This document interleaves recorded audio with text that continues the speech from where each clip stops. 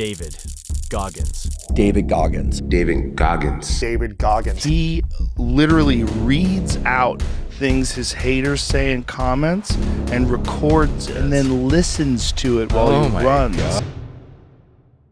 This guy is known as one of the toughest men in the world. From joining the army to setting new world records, his career resume is definitely the craziest one I've ever had a chance to see. Grab your popcorn and hit that subscribe button because today we are looking at David Goggins' achievements as they progressively get harder. First, we should take a look at the start of his career. You see, this guy is a big reason behind the Goggins we see today. The name is Garin. Scott Garin. The only thing you need to know is that he survived a 3,500 feet fall after a parachute accident, and after an 18-month recovery process, Scott regained full status as a para-rescue man. Young David saw this, said hell yeah, and decided to find him.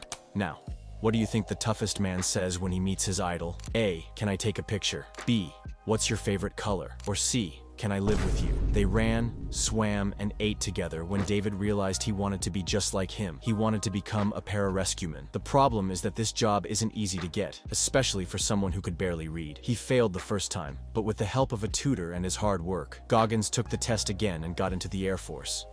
This is where things got serious. He could barely sleep because of his strong fear. Goggins knew how to swim, but that wasn't good enough. At least not for special forces. They literally tie both your hands and feet before challenging you to do some of the hardest tests they could have think of. All that in the water. He somehow managed to get through this, but the bad news just kept coming. Doctors told him he's got sickle cell anemia, which can block your blood flow and cause a heart attack. The good news? He could still get back into training without any major problems. But wait, is that actually good? Even though he was healthy enough, Goggins lied, saying he was scared of sickle cell, while in reality, his fear of water was just too strong. From ages 19 to 22, David was in Tactical Air Control Party, which is basically a specialized unit responsible for coordinating air support during ground operations. Although it's still a hard job, Goggins managed to gain 125 pounds, which rounded him up to almost 300. He started working at Ecolab spraying for cockroaches, and his downfall was just insane. But we'll get back to this later.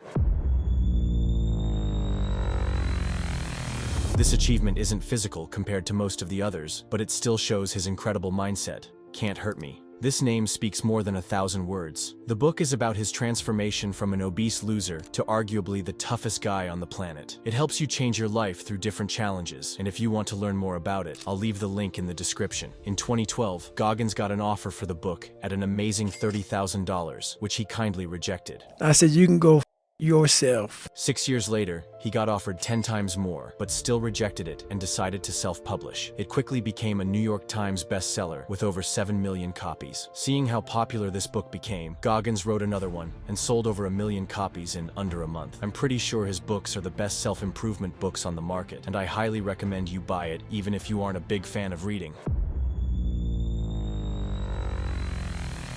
In September 2012, Goggins attempted to break the record for the most pull-ups in 24 hours. He heard the record was set at 4,020 and immediately went to the pen and paper. People didn't believe there's a single chance of him beating it, and they were kind of right because Goggins needed to stop halfway at around 2,500. He realized it was too hard and never came back, is what I would say if we don't talk about this guy. Failing just motivated David, who came back, suffered third-degree burns from pull-ups, and failed yet again with 1,000 left. Third-degree burns weren't enough to stop this man, as he came back and did 4,030 reps in 17 hours. If you want to break his record, just know that Goggins did 67,000 reps in 9 months prior to this. After he did it, the record gained an insane amount of fame, with many people not only beating it, but almost doubling it. Even Goggins himself did something close to 8,000, but while he was getting everything ready to submit to Guinness, this guy showed up, did 8,008 reps, said haha, boob, and decided that's enough. Kenta Adachi then set the bar very high at almost 9,000, but this gamer beat it. If you play Call of Duty, you probably know him. Doug Sensor Martin managed 9,250 reps after preparing for more than a year. That equals an insane number of 487 pull-ups every hour for 19 hours. I'm pretty sure Goggins will come back to this record and set the bar high, but some gymnast will probably beat it again.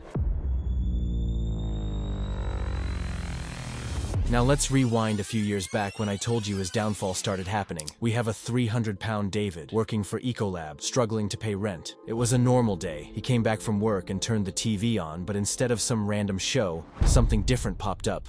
Navy SEAL training. This motivated Goggins so much that he called 8 recruiters up. They all laughed at him. I mean, you've got a 297-pound man talking about arguably the hardest test in the world, where people literally die. Luckily, one recruiter called him and said there are only 35 African Americans in the Navy SEALs. And not only that, but in order to join, he needed to lose 106 pounds in 3 months. Goggins realized that's literally impossible and went back to work. The next day, he had a moment of derealization. Yeah, that's a big word. And decided to quit his job.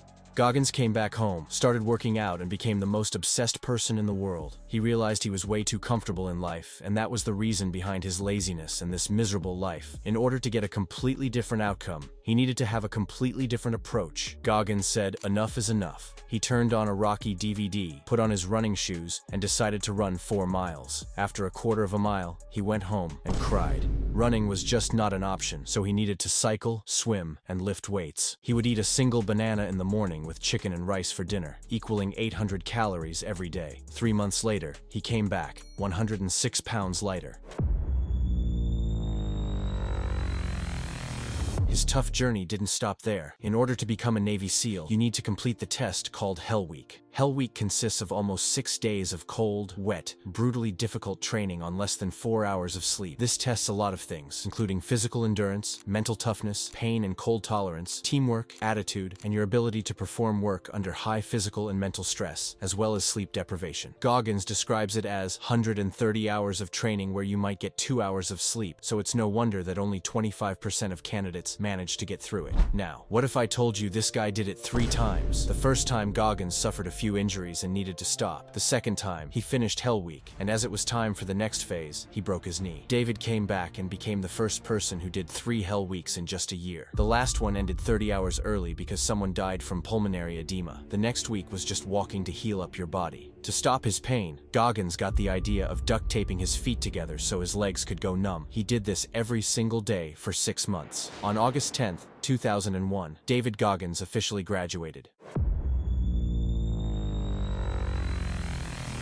When you hear this name, the first association is running. Who would have thought that he, just like all of us, actually hates it? Looking at the history of his races, you can see more than 70 ultramarathons. For those who don't know, ultra means it's longer than the traditional marathon, and it's often around 100 miles. We can talk for hours about Goggins' races, and there are a lot of stories out there. For example, the one with Cameron Haynes, where he thought that Goggins wouldn't be able to finish a race due to an injury. He came uphill, asked the cameraman how Goggins looked, and this was his answer. And it was cold rain. He's had his shirt off and he was saying, "They don't know me." I'm like, "Who is he?" He's like, they don't know me, son," and saying all this stuff. I said, "Who is he saying that to?" And he's like, "There's nobody up here." Another interesting story is when Jesse Itzler, the famous entrepreneur and author, first met Goggins. It was a 24-hour team race where every person runs a certain amount of miles, and the winner is the team with the most miles. Jesse was with 4 friends, but David, well, he had no teammates. The cherry on top was that he also broke all the bones in his feet in this exact race. Those stories are crazy, but they weren't even 1% of the challenge as his first ultramarathon. This race is the reason why this achievement is so high up in the video. Even Goggins himself describes it as the hardest experience and the biggest pain of his life.